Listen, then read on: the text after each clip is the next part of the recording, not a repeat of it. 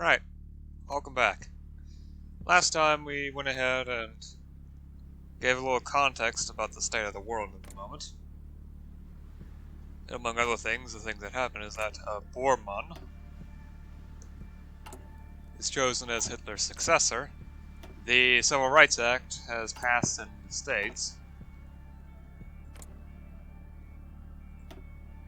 And Japan hasn't had anything interesting happen yet.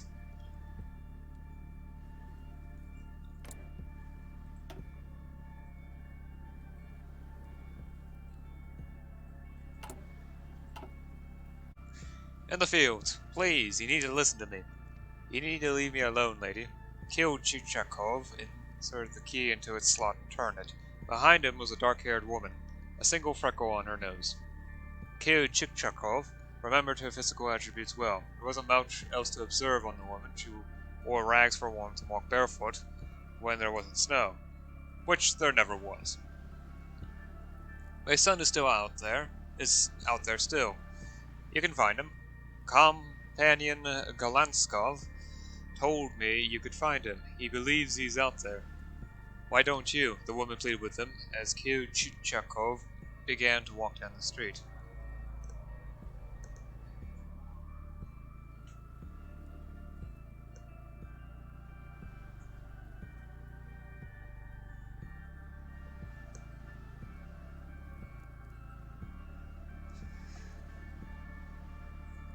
Chichakov took a cigarette from his pocket and lit it. I am just the middleman, lady. I don't remember every name that comes across my desk. She had been hounding him for months. Apparently, Chichakov had put out a request for additional volunteers to a commune facing raids from up north, and her son was the first to go. He shook his head as he walked. These people made him miss the days in the Union where he oversaw the Siberian Plan of Peace. The woman hastened her pace and stopped in front of him. She gripped onto Chichakov's shoulders, and he moved to shrug her off and stopped. He was face to face with her. He could see the tears forming in her eyes. He watched as they rolled down her cheeks and disappeared onto the ground below. Chichakov scrunched up his face in frustration. Move, goddammit! But he didn't. He was frozen. Please, she pleaded in. If you can't find him, don't make anyone else go through this. You can find some alternative. I know you can. My son believed so much in this movement, in you and I. He may have laid down his life for this. He didn't have to die for some bastard from Tomsk. Chichakov went through a range of emotions, from anger to empathy. He wished this woman was number so he could understand her. Was a number so he could understand her. I could either gain 2,500 manpower, or increase production efficiency by 5%. I could use more equipment. I still need more manpower, but as soon as I go around conquering, I will immediately gain the manpower. Maybe not from the PRC, but Krasnoyarsk and Tomsk both have a decent amount of manpower as it is anyway. The PRC has similar manpower issues to me. They have less total than I do. I'll put out more calls for factory workers instead. Happy? Production efficiency gain plus 5%. So it grows 5% more quickly.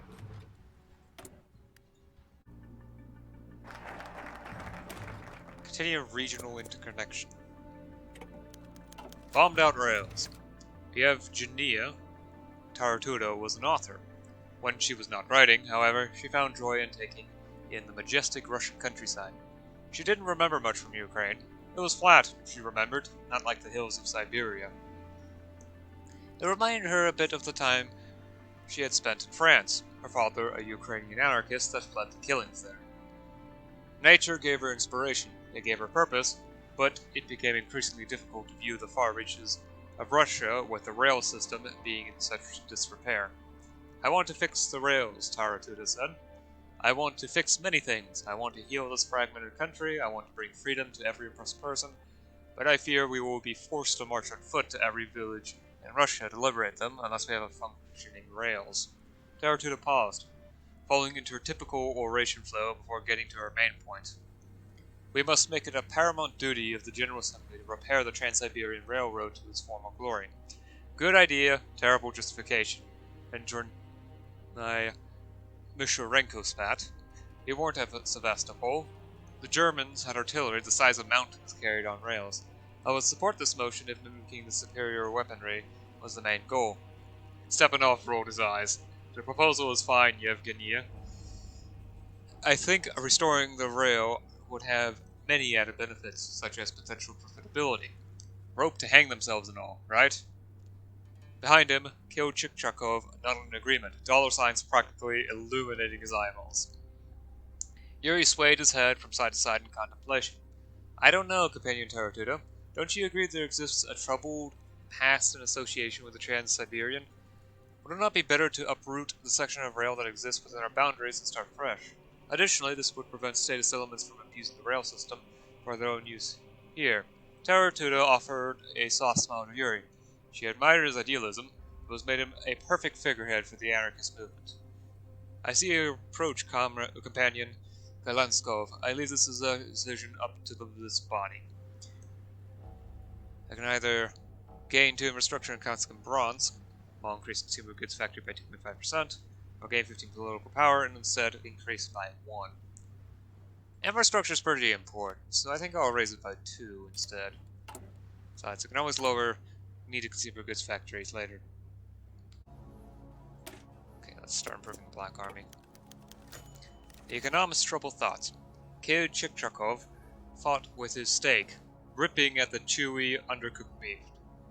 The bread rolls fared a little better, nearly dislodging one of his teeth with the stiffness of the roll. The vegetables may have been the worst. They had been cooked to perfection, but his wife's vegetable of choice was, of course, onions. He was deathly allergic to onions. Yekaterina looked at him with a look of disappointment. You've barely touched your food, Mikhail. Well, it certainly touched me, and beaten me, and nearly taken my teeth and life, Kid Chichakov remarked, leaning back in his chair in defeat. Yekaterina set down her fork and dabbed at her lip with a napkin. I thought it was delicious. The room was silent. It was time for a different line of questioning. How was your day today? It was easy to get her husband to talk about himself. If all else failed, she could always rely on that. Kid Chichakov stared off into space for some time, despite the simple question. His wife simply sat and observed him. You were there, right? You met Bakarin when he came to Novosibirsk, right?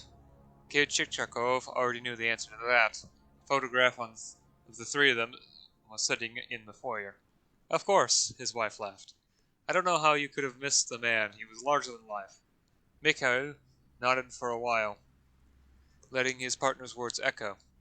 Do you remember the things they said about him, even then? Yekaterina was struck by the same sons that had taken her husband. I suppose so. They never really had a pleasant opinion of him. Here, did they? Mikhail's hand suddenly shot out and grabbed his wife's, prompting a gasp from her. He stared deep into her eyes. What will they say about me, Cat? When I am dead and my economic policies have run their course, will they curse my name as we do his? The rest of dinner was silent.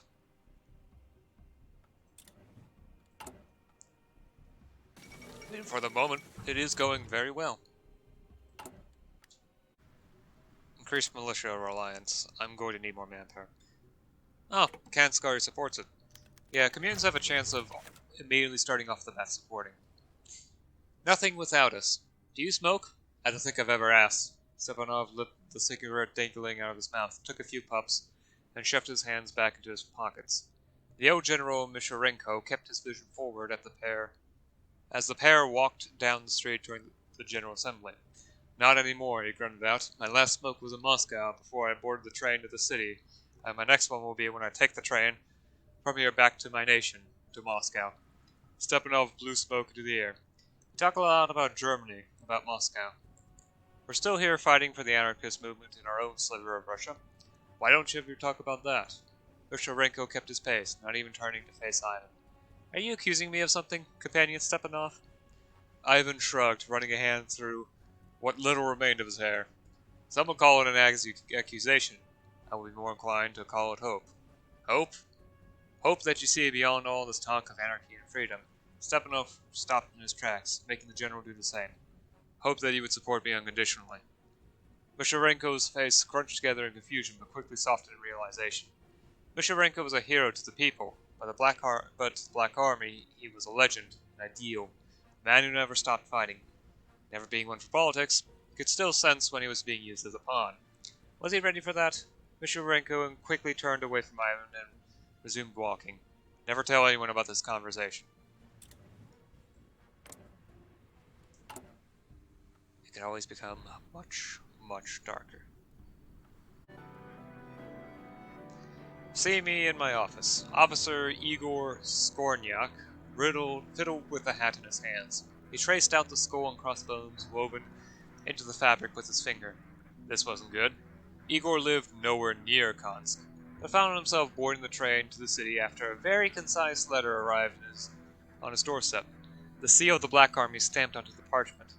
Igor gulped as he looked up to the clock. 4 hours since he arrived. On purpose, he was sure. The old bastard knew how to torture people. Comrade Skornyak, companion Misharenko is ready to see you now. A young woman, her skirt a dark purple, smiled as she handed out his death sentence. Igor took a deep breath and hung his head. It wasn't over. It could be a promotion. It could be an accident. Igor stood up and straightened out his suit, placing the hat squarely on his head. Misharenko did not make mistakes. It came as soon as I received your letter, companion Misharenko. Igor fought the urge to wipe his sweaty hands on his pants as he stood at attention. I did notice your letter did not specify a reason for my arrival, companion. Igor looked to the general in his chair for support, but found none. Not that there would need to be one. I act on your behalf of those I am honored to call my peers, such as yourself, companion Misharenko. Androni Misharenko looked at him with no clear emotion. His eyes were droopy and his mouth a straight line. What happened to Russians? When did they become this pathetic, he wondered aloud. Igor felt the familiar symptoms of anxiety build. His hands began to act independently, grabbing at his suit just for feeling stability. Misharenko rose from his seat. I have heard plenty about you, Igor. If the circumstances were any different, I would pity you. However, we live in the world we do, don't we? Igor didn't answer. I need the most brilliant men in the most crucial stations. War approaches us, and your officer role is best suited to someone else. Igor, against his best judgment, protested. But companion Misharenko, Sir, I am a democratically elected officer, and I am the man who will save Russia. Now get out. Anyway, the Yasuda crisis. Following the release of information implicating Yasuda Holding executives as ringleaders in a corruption scheme turned murder investigation, the Titanic Zaibatsu appears to be in dire straits. When the Tokyo Stock Exchange opened earlier this morning, the floors were flooded with frantic shareholders begging for their orders to be processed first and frightened interns carrying bins of sell orders through the chaos. Already Yasuda's holdings have entered freefall, and the mass liquidation of assets held in the home islands, Guangdong, Vietnam, and China have created an economic power vacuum set to tear the sphere's economy apart. Experts predict that the Zaibatsu is on life support, and unless Ino's cabinet can be mobilized to produce a miracle, total collapse of the corporation can be expected as soon as next week. What falls faster, abandon her shares? Alright, after I click this button, the first thing, something special will pop up. That TNO ended up pioneering. Super event. Economic rules. The men stood by the sill, calmly, and waited their turn to jump. A Tokyo Exchange Secretary. Out with a crash.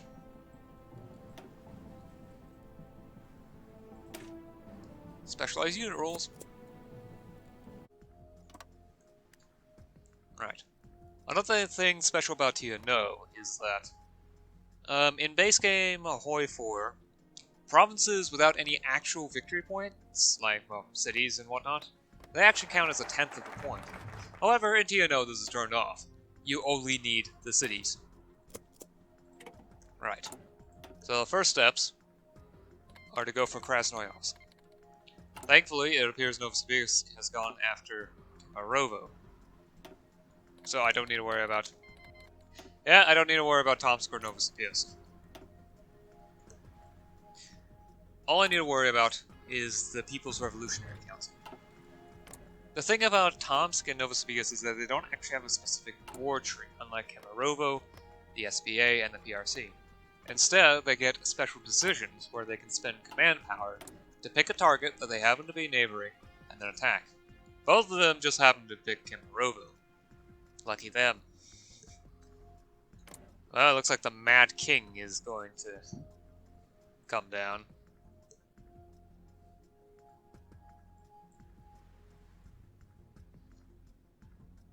Yeah, might as well be a good time to explain what the different Central Siberian warlords are.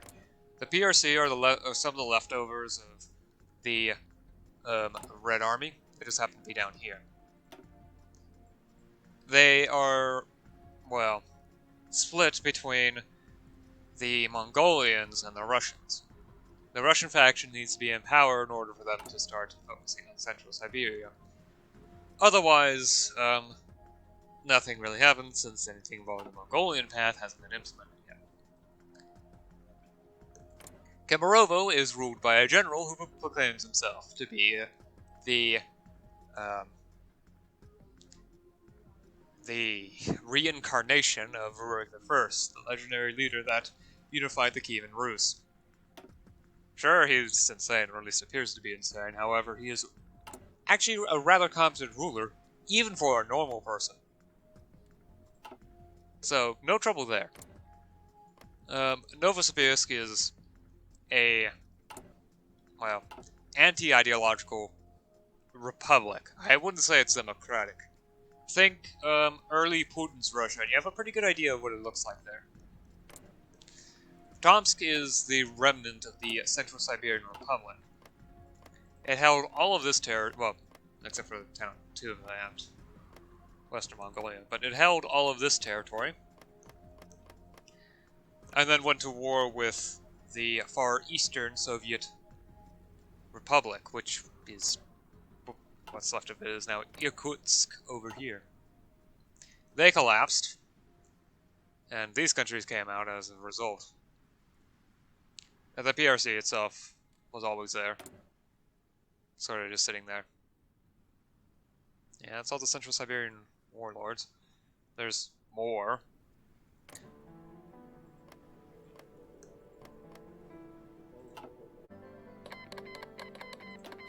Ah! The RFP Civil War. Yeah, so there's... These are the Harbin 3. There are basically a group of white Russians, the white movement, in opposition to the red movement in the Russian Civil War. They happen to be living in Harbin until the USSR collapsed, so they moved up here. You have 3 groups. You have the 2 RFPs, which you have the National Socialist and the Fascist. Amua happens to have the old leader of the party. He was originally the leader of the RFP, the fascist movement. However, there was a split in the party. He himself praised Germany for invading the USSR, whereas Markovsky was against it. Basically, it was an argument over whether fighting the communists was better than Russians getting their teeth kicked in. And Cheeto over here happens to be the monarchists. This is also Mikhail II. Yeah, he's the puppet czar. He's supposed to be in Australia, but he's being held against his will in Cheetah.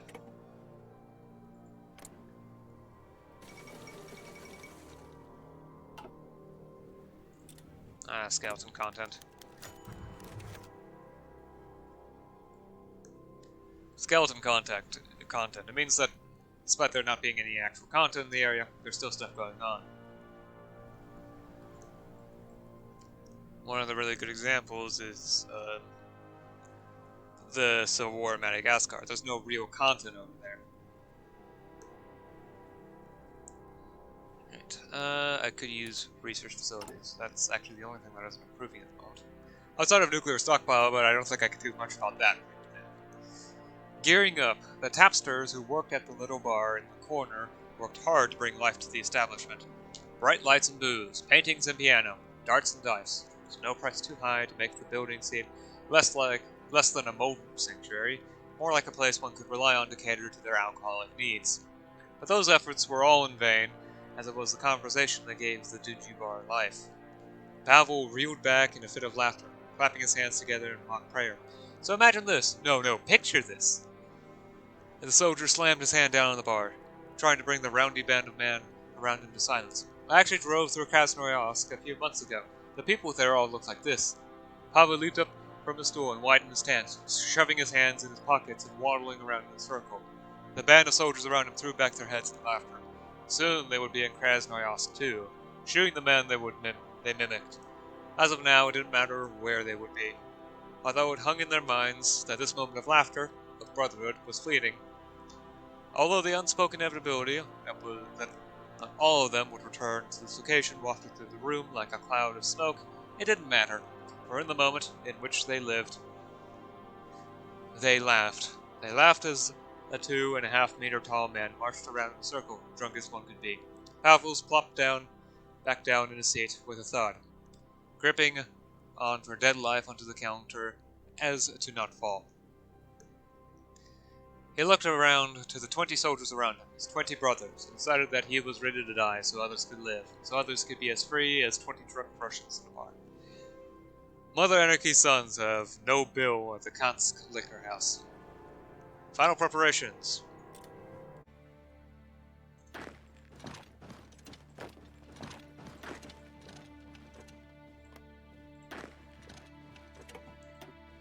Let's go. Right, so, in order to win the war, I probably should give myself this Black Guards unit. In order to win the war, I need to capture 65% of their victory points. That is true for every country unless they have a specific surrender limit. Oh hey, Takagi was elected.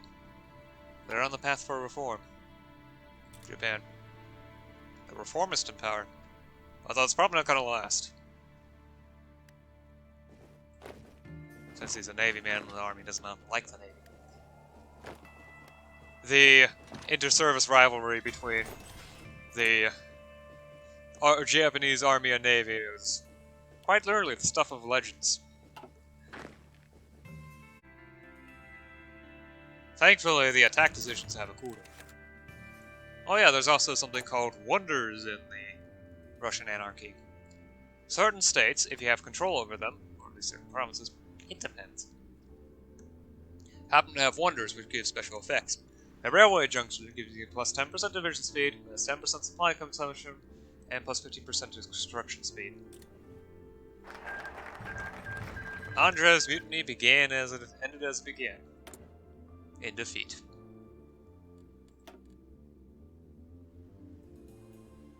I'm gonna wait on actually beginning to integrate them. It gives the cost political power and probably gonna need it for something. Raid against the Central Siberian Republic. Gonna keep the front line there. I think I would prefer for the moment. Besides, political power is highly valuable. Sure, I could use the manpower, but I'm getting a decent amount from that, actually. It filled out. I have more equipment than I have manpower, so...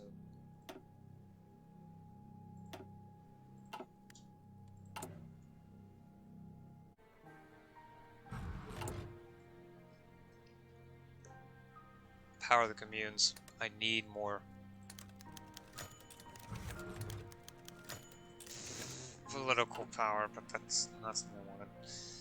A big lieutenant. He would be shot. Misha knew that it would only be a matter of time. The savages were smart, but terrified him. They were still savages. They could not organize a union, He had no idea how they would conduct international diplomacy, let alone deal with the internal challenges of strongman politicians. They knew one thing: hatred. Freedom was tertiary. He shifted his weight. They should have done them in by now, at this point. It was a cruel punishment packed in here with the fellow members of the Social Democratic Party of Krasnoyarsk. Misha saw it then. The men walk on to the makeshift stage, quickly assembled in the middle of the meeting hall turned prison cell. About time, Misha thought. The people stepping to the podium were not officers to Misha's chagrin, but the representatives of the General Assembly. Greetings, companions. I would like to apologize for packing you in here, but I hope you understand the circumstances are a little odd as of now. I encourage you to take a deep breath. The man followed his own instructions, inhaling the sweat and mildew of the room, and coughing it soon out. Few in the crowd made half-hearted attempts to mimic the presenter, mostly out of fear, while most just looked on in confusion. As the first breath without the weight of oppression on your backs. While some of the men you may have called allies, even friends, face justice for your actions, we do not believe in indiscriminate violence. That is the policy of oppressors we stand against. So you herded us into this room to tell us you're not going to kill us? Misha wondered aloud. Oh no, it's much more than that, the presenter reassured. You have certain responsibilities now. We all do. Despite our success here, we are still conducting a grand experiment. Misha scoffed in the audience. Some success this was. The town had been a playground for the Black Army. In order for the people of Siberia, of Russia, of the world even, to be offered a new opportunity, we need you there. You know the city better than us. You are trusted by the people, and have proven yourself open to the cause of the left. In the coming days, your party will be responsible for the reorganization toward a commune. Misha not in consideration. Well, he thought, maybe they weren't savages after all. Social Democrats and anarchists make for strange bedfellows. At least get some of that political power back. Krasnoyarsk pacified. Oh, Oriochi is gone now. There's only 3 countries left in Central Siberia. The calls for tradition have been deafened by the drums of war. Yeah, look at this. The German Civil War. In the wake of Adolf Hitler's death, the Reich has erupted into chaos. Despite the bitter disappointment of a legal successor, powerful factions within the Reich have taken up arms against one another with the interest of leading the nation in their vision. The nation is torn apart, torn with entire garrisons ignoring orders from Germania and flocking to the successor of their choice.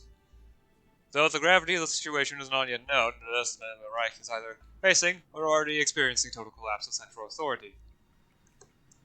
Though not much is known about the fate of the Reich's eastern administrations, the sudden cessation of contact between Germania and her possessions has created speculation on if those regions will soon, too, will find their fate. What is known for sure, however, is that the collapse of Europe's Titan has thrown the continent asunder. The end of the Reich, surely.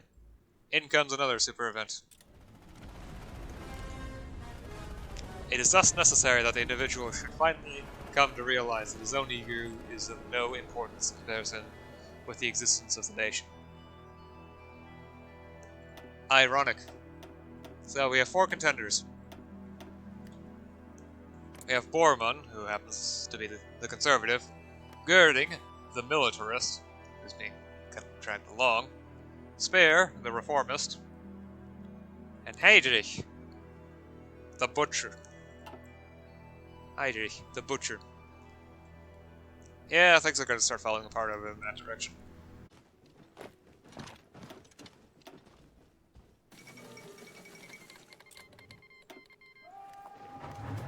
That's not good. That is not good.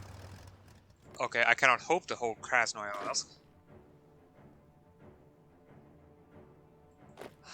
This is literally the worst way this could go. Quit attacking.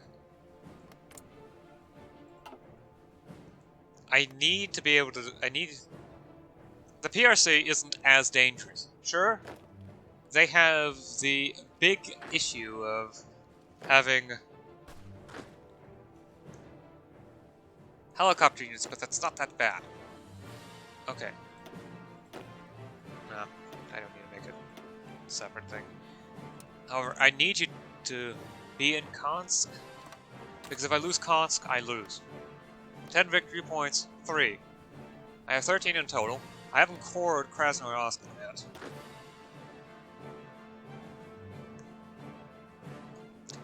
yet. You two can stay here to hold the line. The rest of you, I need you along here.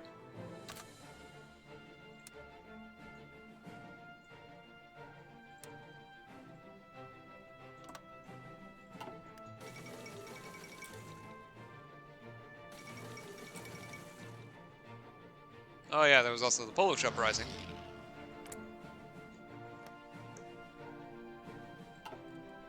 And I don't have air superiority because I don't have any planes.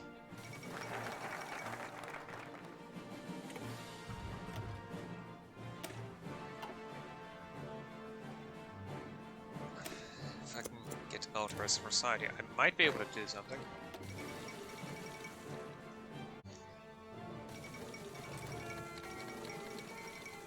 Ah.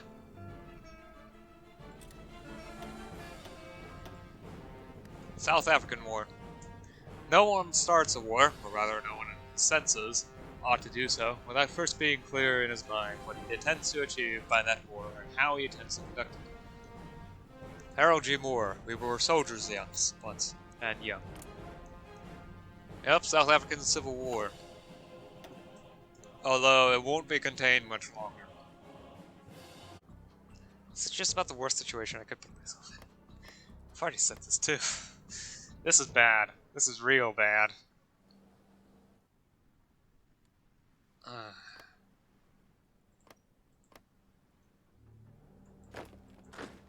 What would be best if I could manage to get SBA to capitulate?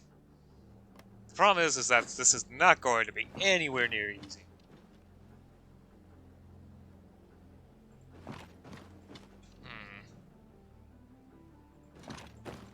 Maybe I could give up some territory. Yeah, it might be best to give up a little bit of territory.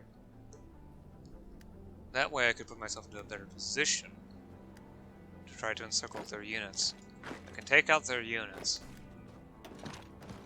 Then I might be able to not just hold, but eventually advance. Prepared for anything. Yeah, so this will give me a plus 5% to division organization, plus 5% to recruitable population factor, plus 10% more support. Well, war support's maxed out by now, so that doesn't change much. However, more manpower is always good, especially in a situation like this, where I'm desperately trying to keep everything together. How far until coring is done? 1 month. Around this time, March.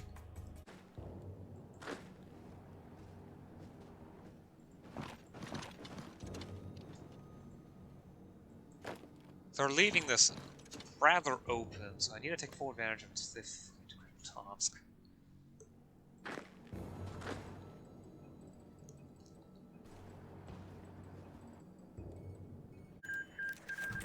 Cognitive dissonance. This better be good, Stephen. Svetlana shivered, holding herself tightly to trap any heat that may escape. Yeah, Anton said. Good enough to justify waking up the entire village to discuss. Stephen, a frail, pale man, led them deeper and deeper into the woods outside of their community. A pack of 50 people followed closely behind him. Not too closely. No one ever got that close to Stephen. In their defense, it wasn't their fault that he would stay locked inside the top floor of his family's residence, tucked away alone like a discarded toy. Only the building's library keeping him company.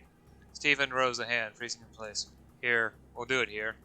We'll do what here? Svetlana asked, her being unfortunate enough to be closest to the man. Without a word, Stephen blew out his candle, plunging the forest in darkness. The people sung a chorus of protest and fusion, but it was not long-lived. The forest erupted into light once more. The scene before them was plain to see. Stephen had taken out an old gun and stowed it away in his coat. Now it was pressed against his temple, his finger hovering over the trigger. The crowd drew a deep breath of shock, Anton muttering a prayer under his breath. I'm a traitor. I am the enemy, and an operative of the state. I must be punished. I must be put on trial. Stephen shifted his weight on the snow. Svetlana watched with wide eyes as the man rambled about the things he had read, how, over time, he began to subscribe to the old ideas of Bukharin. He finished his rambling with a request. Shoot the man, kill the traitor. The village looked at each other for answers, dumbfounded by the situation before them. She cautiously stepped forward. Stephen, nobody wants you to die for that. You're afraid to believe what you like. Your beliefs are what make you who you are, and we'd be a lousy community to tell you to change. Svetlana took another step forward. Put the gun down, Stephen. Let's go home. Freedom extends to thoughts and actions. Wow, okay. Yeah, we're in a pretty bad situation, aren't we? Fighting all the rest of Central Siberia. Yeah! What could possibly go wrong? At the very least, we're 7 days away from Kor and Krasnoyarsk, which will give me a huge influx of manpower.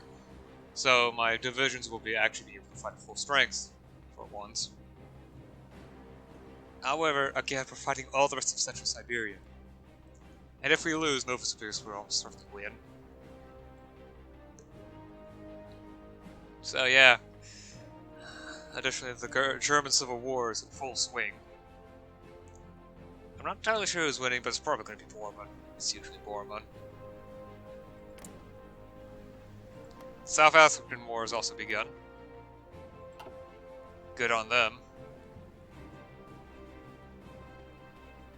Madagascar's still in chaos. Yeah. Ukraine actually managed to turn themselves into a republic. Yeah, that's pretty bad. This is to be expected. And the collaborationists of England have won, though they haven't gotten their post-war treaty yet. That will take a little while. However, one good thing happened.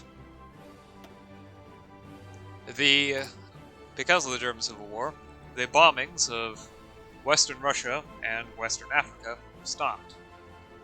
So, states are free to return to their own doings. This area used to be almost entirely anarchic, but now we have some actual states.